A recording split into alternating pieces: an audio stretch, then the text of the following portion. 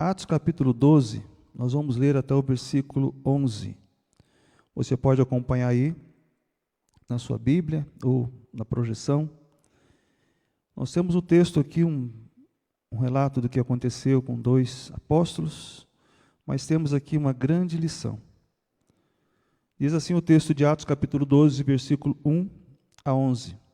Por aquele tempo mandou o rei Herodes prender alguns da igreja para os maltratar, fazendo passar a fio de espada Tiago, irmão de João. Vendo ser isto agradável aos judeus, prosseguiu, prendendo também a Pedro. E eram os dias dos pães asmos. Tendo feito prender, lançou-o no cárcere, entregando-o a 4 escoltas de 4 soldados cada uma, para o guardarem, intencionando apresentá-lo ao povo depois da Páscoa. Pedro, pois, estava guardado no cárcere, mas havia oração incessante a Deus por parte da igreja a favor dele. Quando Herodes estava para apresentá-lo, naquela mesma noite, Pedro dormia entre 2 soldados, acorrentado, com 2 cadeias e sentinelas à porta, guardavam o cárcere. Eis, porém, que sobreveio um anjo do Senhor, e uma luz iluminou a prisão. E tocando ele o lado de Pedro, o despertou, dizendo: levanta-te depressa. Então as cadeias caíram-lhe das mãos. Disse-lhe o anjo: cinge-te e calça as sandálias. E ele assim o fez. Disse-lhe mais: põe a capa e segue-me. Versículo 9. Saindo o seguia, não sabendo que era real o que se fazia por meio do anjo, parecia-lhe antes uma visão.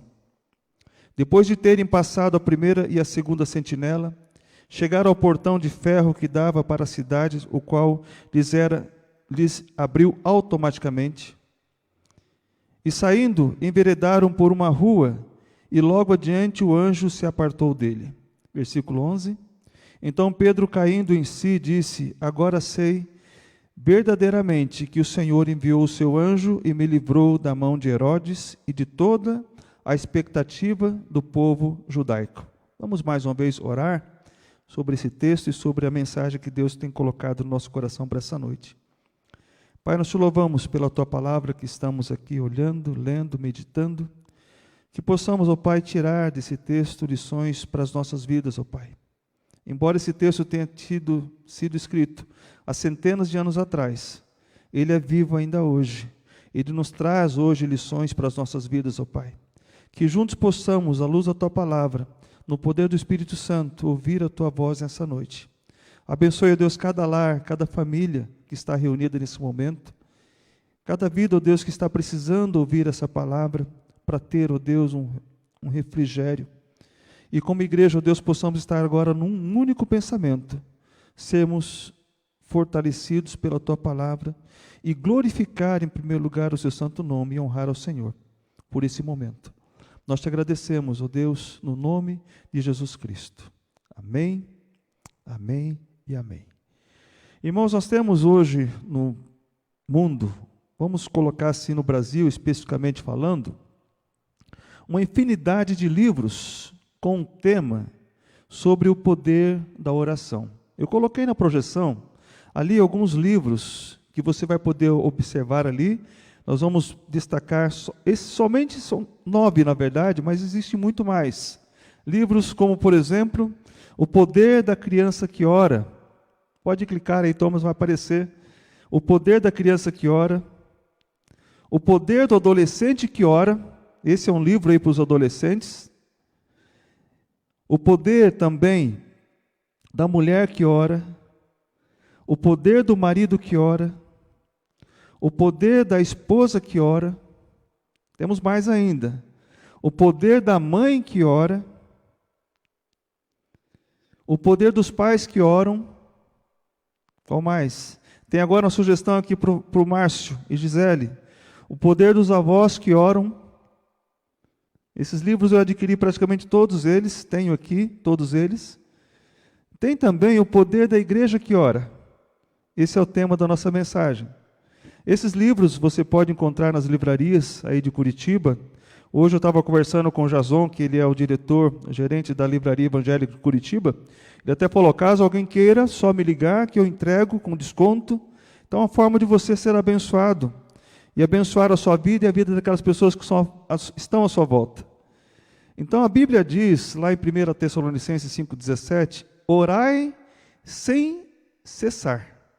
Devemos buscar essa oração, esse mecanismo que Deus nos deixou, sem cessar. Nós sabemos que a oração é o principal meio de comunicação com o nosso Deus. A oração sincera e com fé transpõe barreiras. Ela alcança o trono de Deus quando ela tem sinceridade, quando ela é de todo o coração. Por isso que quando uma criança, um adolescente, uma mulher, uma esposa, uma mãe, um marido, ou até mesmo os avós com esse livro, mas na verdade com a palavra de Deus, aprendem esse princípio, é possível observar evidências do poder da oração em suas vidas. Quando você busca a oração de forma sincera, independentemente do título do livro, o mais importante livro é a palavra de Deus. É nela que nós vamos encontrar o poder da oração. E nesse estágio de vida que você se encontra hoje, a pergunta que eu faço para você que está assistindo ou cultuando a Deus no seu lar: você tem sido uma pessoa de oração? Você tem investido, não é gastado, mas você tem investido tempo na oração? Você tem dado ali o seu tempo dedicando-se à oração? A Bíblia fala, orai sem cessar. Em todo e qualquer momento devemos orar. E por esse motivo eu pensei nesse tema, e não é baseado nesse livro, que está nas livrarias, mas baseado nesse texto. O poder da igreja que ora. E quando a igreja ora? Apesar da nossa distância, nós podemos estar unidos em oração. O que pode acontecer conosco se nós estivermos orando em nossos lares um único pensamento? O que Deus pode fazer? De que forma é evidenciado o poder de uma igreja que ora? Nós vamos ver nesse texto de Atos capítulo 12, pelo menos 4 respostas. 4 evidências do poder de uma igreja que ora. A primeira evidência nós podemos encontrar assim, é evidenciado pelos motivos que a leva a orar. Então, o poder, grave aí. O poder, pode clicar lá para nós, Thomas. O poder de uma igreja que ora é evidenciado pelos motivos que a leva a orar. Atos 12, 5, diz o texto, Pedro, pois, estava guardado na prisão. Pedro estava ali preso na prisão. Mas a igreja fazia oração constante diante de Deus. Hoje nós temos muitos motivos que nos levam a orar. Nós temos também lá em Hebreus 13, 3, não está na projeção, mas você pode acompanhar na sua Bíblia. Hebreus 13, 3 diz assim, lembrai-vos dos presos, como se estivesseis presos com eles, e dos maltratados, como sendo vós mesmos também com ele no corpo. Ou seja, devemos ter aquela empatia de estar como a pessoa estar ali presa, interceder, orar. Esse é o motivo que nos leva a orar. O poder de uma igreja que ora é evidenciado pelo motivo que leva aquela igreja a orar. Devemos lembrar de nossas orações aqueles que estão presos em uma cadeia, mas também por aqueles que estão presos em uma cama. E quantas pessoas hoje no mundo, centenas de milhares de pessoas estão presas a uma cama devido a essa pandemia, mas devido a outras enfermidades também que estão assolando o nosso mundo. Devemos orar, devemos lembrar dessas pessoas. Ou por aqueles que não só estão presos fisicamente, mas por aqueles que estão presos emocionalmente, devido a uma ansiedade, devido à depressão, ou aqueles que estão presos espiritualmente pelo pecado, pelos vícios. Vamos orar para que Deus possa agir na vida de todas essas pessoas. E você, como é que está? Talvez você possa estar aí livre, sentado na sua sala, no seu sofá, acompanhando o culto, mas você pode estar preso. algum pensamento, algum preconceito. Deus sabe. Lembre o motivo pelo qual você, como igreja, deve orar. Nós somos corpo de Cristo. Individualmente somos membros desse corpo.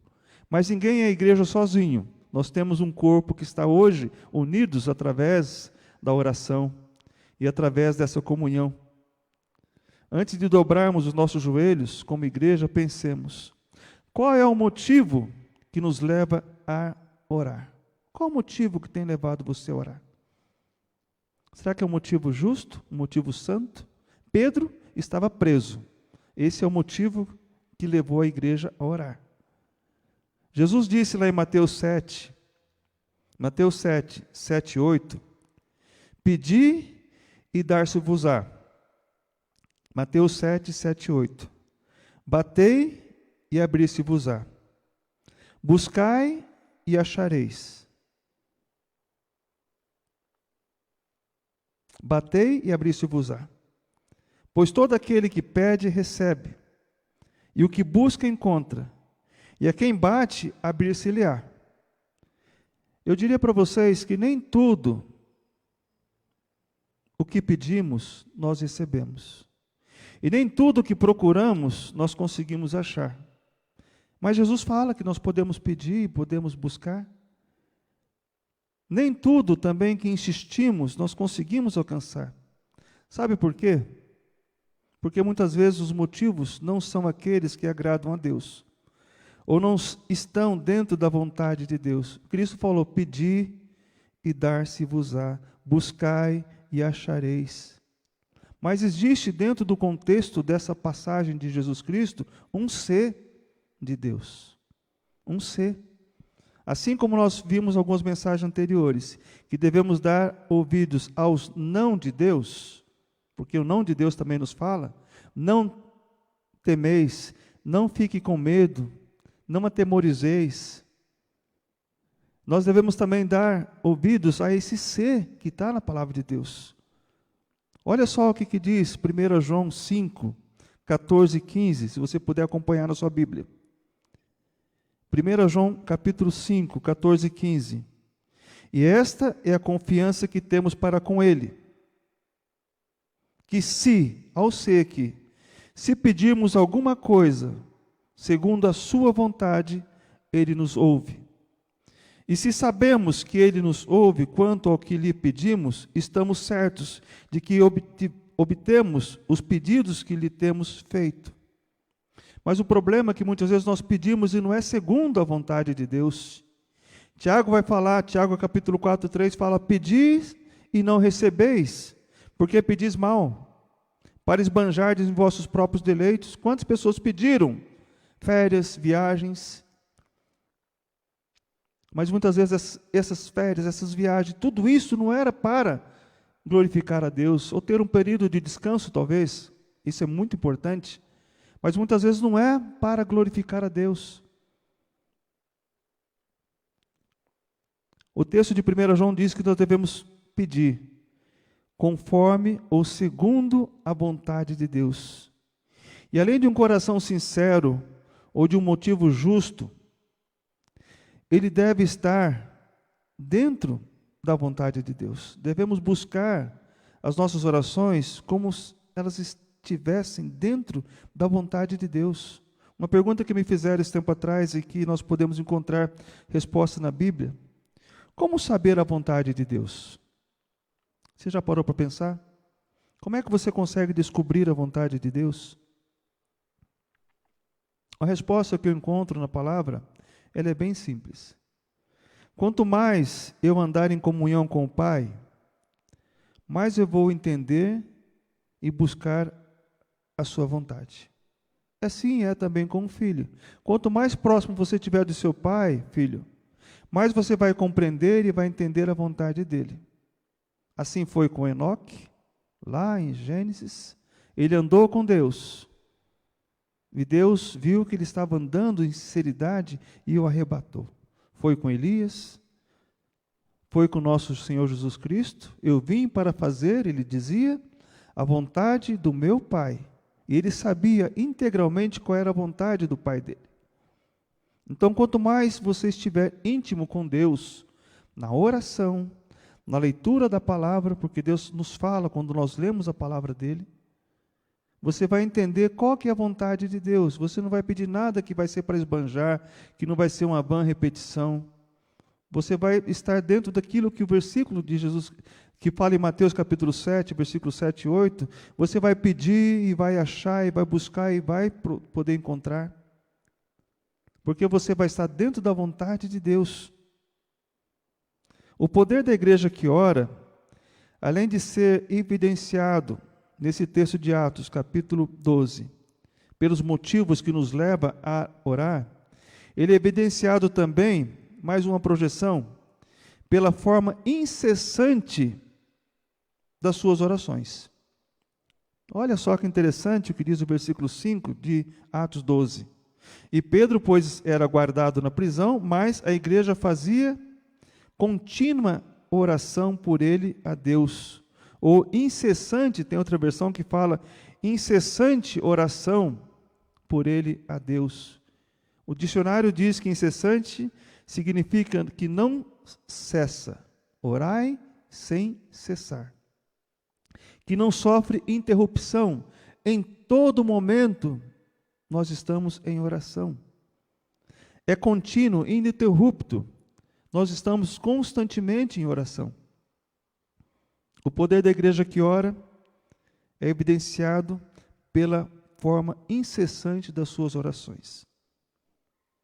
Uma igreja de um pastor conhecido meu lançou uma campanha de oração com o tema Até que Deus Responda. Isso foi alguns anos atrás, eu achei muito interessante esse tema, e toda a igreja estava orando, até que Deus responda. Esse foi o tema. Eu diria para vocês que devemos dobrar os nossos joelhos, por um motivo santo, e orar sem cessar até que possamos perceber que Deus nos ouviu, nos deu uma resposta. Ana orou, lá no 1 Samuel capítulo 1, 18, ela não podia ter filhos, e ela era constantemente ultrajada pela sua rival, maltratada, e ela não podia ter filhos. E ela foi ao templo orar. E orou de forma incessante. E diz 1 Samuel capítulo 1, 18, que o seu semblante já não era mais triste, porque ela saiu de lá percebendo que Deus ouviu a oração. Você se lembra da parábola do juiz iníquo? Lá em Lucas capítulo 18, vamos abrir, se você puder abrir sua Bíblia comigo. Lucas capítulo 18. Lucas 18, versículos 1 a 8. Lucas 18, 1 a 8. Diz assim: Disse-lhe Jesus uma parábola sobre o dever de orar sempre e nunca esmorecer. Havia em certa cidade um juiz que não temia a Deus, nem respeitava homem algum. Havia também naquela mesma cidade uma viúva que vinha ter com ele, dizendo: Julga a minha causa contra o meu adversário. Ele por algum tempo não a quis atender, mas depois disse consigo: Bem que eu não temo a Deus, nem respeito a homem algum. Todavia, diz o versículo 5, como esta viúva me importuna, julgarei a sua causa, para não suceder que por fim venha a molestar-me. Então disse o Senhor: Considerai no que diz esse juiz iníquo. Não fará Deus justiça aos seus escolhidos, que a Ele clamam dia e noite? Olha aqui a oração incessante. Você tem clamado a Deus dia e noite? Embora pareça demorado em defendê-los, temos que clamar a Deus. E o versículo 8 termina dizendo: Digo-vos que depressa lhes fará justiça. Contudo, quando vier o Filho do Homem, achará porventura fé na terra? A nossa fé esmorece porque nós não buscamos a Deus constantemente em oração. E como dessa mensagem que nós temos que a igreja, o poder da igreja que ora é evidenciado pela oração incessante, assim como nessa viúva. Ela orava, ela buscava constantemente que fosse julgada a causa dela. E nós devemos buscar constantemente, incessantemente, conforme diz o texto, de forma contínua, a oração para que Deus possa julgar a nossa causa, curar a nossa nação, a nossa terra, curar o nosso lar, o nosso casamento, o nosso emocional, o nosso espiritual. Deus tem poder de fazer isso, mas devemos orar, devemos buscar incessantemente a Deus. Mas algo muito interessante acerca disso, que o mais importante em uma oração incessante é saber que fomos ouvidos. É saber que Deus nos ouviu. A resposta pode até ser desagradável aos nossos olhos. Deus pode responder com um não bem grande para nós. Mas nós vamos entender que aquela resposta veio de Deus. Você lembra quando Paulo orou lá em 2 Coríntios capítulo 12, versículos 7 a 10? Por 3 vezes ele orou de forma incessante a Deus, para que fosse tirado dele aquele espinho na carne. E qual foi a resposta de Jesus? A minha graça te basta. Ou seja, ele ouviu a resposta, mas a resposta não foi conforme o que ele queria. Então, muitas vezes a resposta não é conforme nós queremos, mas segundo a vontade de Deus. E o principal que nós temos de Deus, a graça. A graça, o favor imerecido. E ele disse para todos nós, e disse para Paulo, a minha graça te basta. Busquemos a Deus pelos motivos santos, de forma incessante. E o poder de uma igreja que ora, além de ser evidenciado pelos motivos, ou pela forma incessante que buscamos a Deus, o texto de Atos 12 nos mostra mais uma lição. Você pode acompanhar na projeção também. O poder da igreja que ora é evidenciado pela paz naqueles que são a causa das nossas orações. Olha só que interessante, diz o versículo 6 do capítulo 12. Enquanto Herodes estava para o fazer comparecer, nessa mesma noite, estava Pedro, o que diz o texto? Dormindo entre 2 soldados, ligado com 2 cadeias, e os guardas diante da porta guardavam a prisão. Enquanto a igreja estava orando de um lado, Pedro preso do outro lado, mas o texto fala que ele estava dormindo. Ou seja, podemos colocar nesse texto que Pedro estava em paz, mesmo não sabendo o que iria acontecer mais à frente, mas estava em paz. Olha só que interessante, nós podemos responder isso com a palavra de Deus, com o texto de Filipenses 4, 6 e 7, que nós lemos constantemente. Não andeis ansiosos de coisa alguma, mas em tudo, sejam conhecidos diante de Deus, pela oração e súplica com ação de graças. E o versículo 7 de Filipenses 4 diz o quê?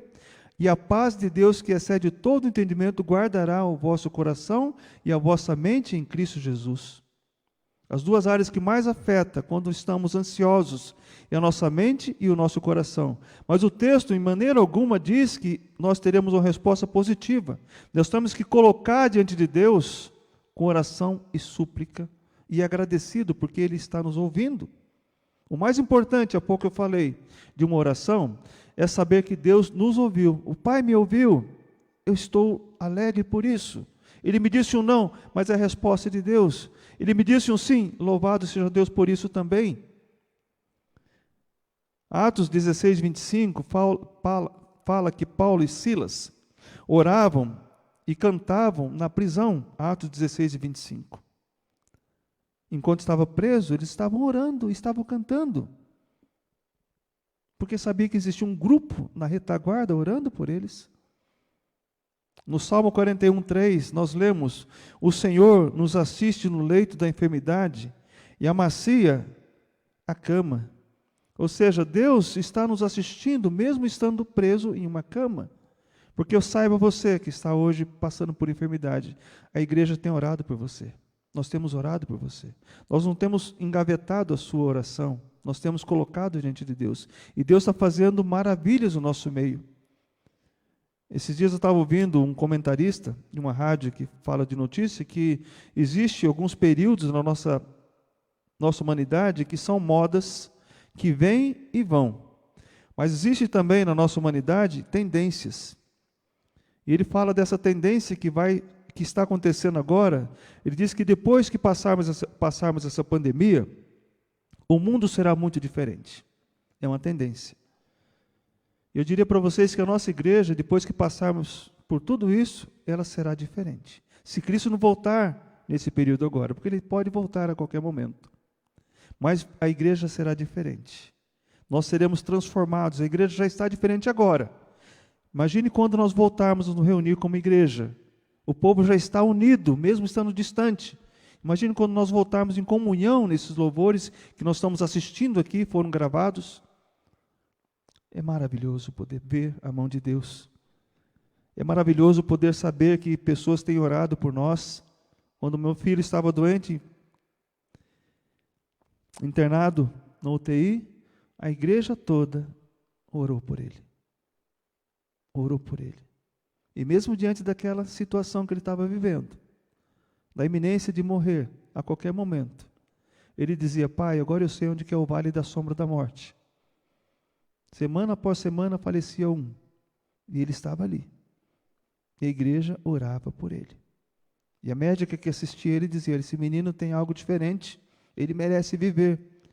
Hoje nós temos visto, pelas notícias aí, médicos escolhendo quem vai viver, quem vai morrer, diante de tanta enfermidade que existe. Muitos estão hoje no vale da sombra da morte. E nós, como igreja, temos orado, temos intercedido, temos clamado a Deus, temos entrado na brecha para interceder diante de Deus. Essas são evidências de uma igreja que ora, primeiro, pelos seus motivos. Segundo, pela forma incessante que devemos orar. E terceiro, pela paz que habita na vida daqueles que são motivos da nossa oração. Não é a distância. Não precisamos estar juntos, mas nós estamos orando por pessoas que estão do outro lado do mundo. Ali eles vão sentir paz, mesmo em meio a essa guerra que estamos vivendo.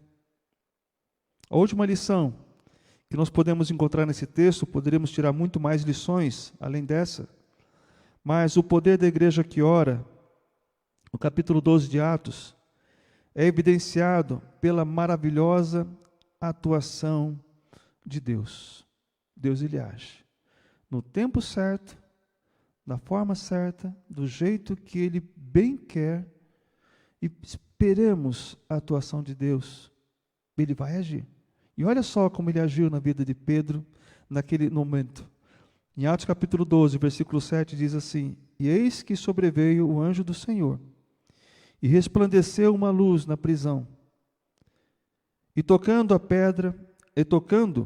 Pedro na ilharga, diz outra versão, o despertou dizendo: Levanta-te depressa.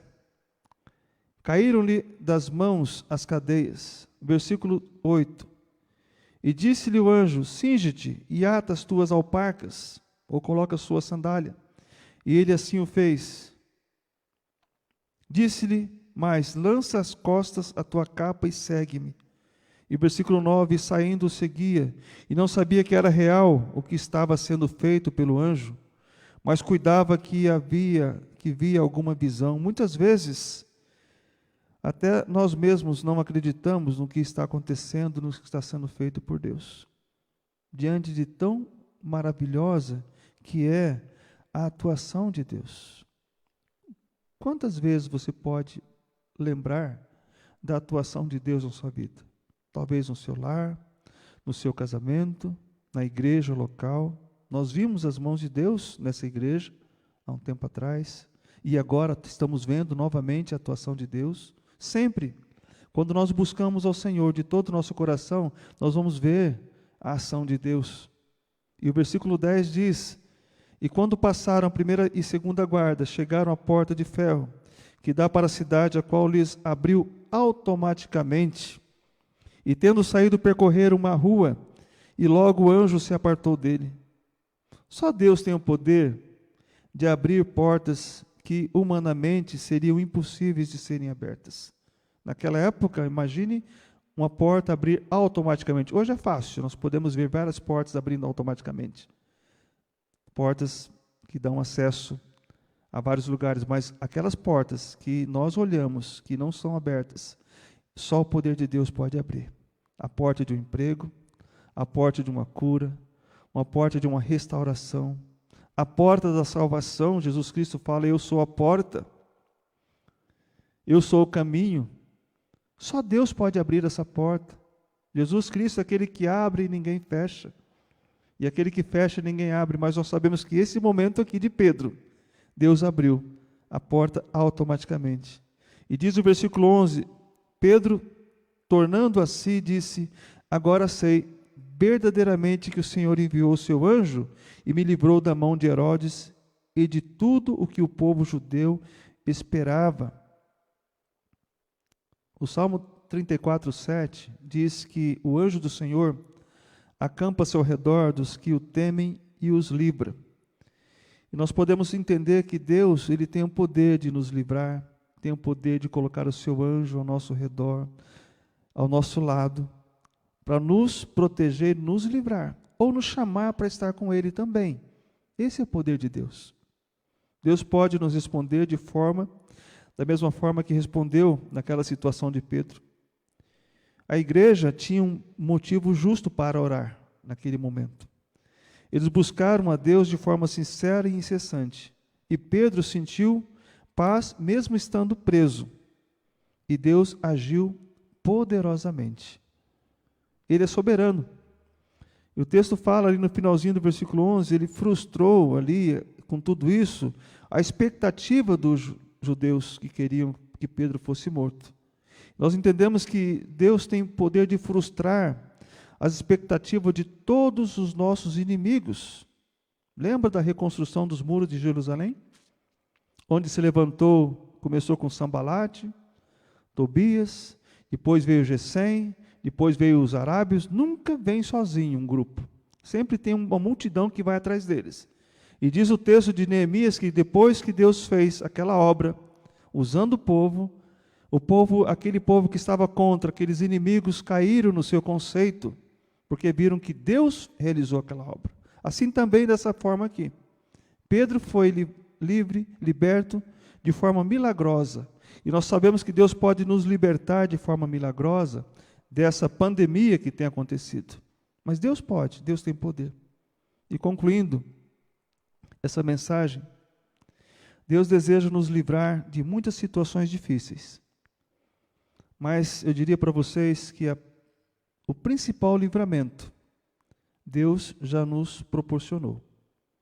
É o livramento da condenação eterna. É o livramento da condenação do pecado. É o livramento da perdição eterna. E só através de Cristo que nós podemos obter esse livramento. Só Ele abriu esse espaço, esse acesso ao Pai. Jesus Cristo é o caminho, a verdade e a vida. Ninguém vai ao Pai a não ser por Ele. Se hoje você está acompanhando essa mensagem e ainda não tem Cristo como seu Salvador pessoal, lembre, reconheça Cristo como seu Salvador pessoal. Busque a Ele. Ele é o único que tem esse poder de te libertar das garras do pecado, da condenação eterna. Então, irmãos, nós vimos diante desse texto de Atos algumas evidências do poder de uma igreja que ora. Que a nossa igreja possa ser identificada como uma igreja que vive e transmite esse poder. Que Deus possa nos encontrar assim, orando, vigiando. E agora é um excelente momento de família estar reunidos, orar, para que Deus possa mover os céus com poder e grande glória, para que Ele possa transformar as nossas vidas, mas que Ele possa nos resgatar em primeiro lugar. Que estejamos em comunhão nesse propósito. Gostaria de orar com você nesse momento, aí na sua casa e nós aqui, para que Deus possa confirmar essa palavra que nós meditamos nesse instante. E nos despedir também nesse momento de transmissão, mas o nosso culto continua em casa, continua onde quer que nós estejamos. Senhor nosso Deus e Pai, nós te louvamos pela Tua palavra que ouvimos, pela forma, ó Deus, com que o Senhor conduziu esse culto. Nós te louvamos por tudo, ó Pai, pela palavra do Augusto, no começo dessa mensagem, pelos louvores, ó Deus, que foram gravados e puderam identificar, ó Deus, puderam abençoar, edificar a sua igreja. Nós te louvamos pela Tua palavra que agora nós ouvimos, ó Deus. E podemos ver essa evidência em nossa igreja, porque temos motivos para orar, motivos que agradam o Senhor.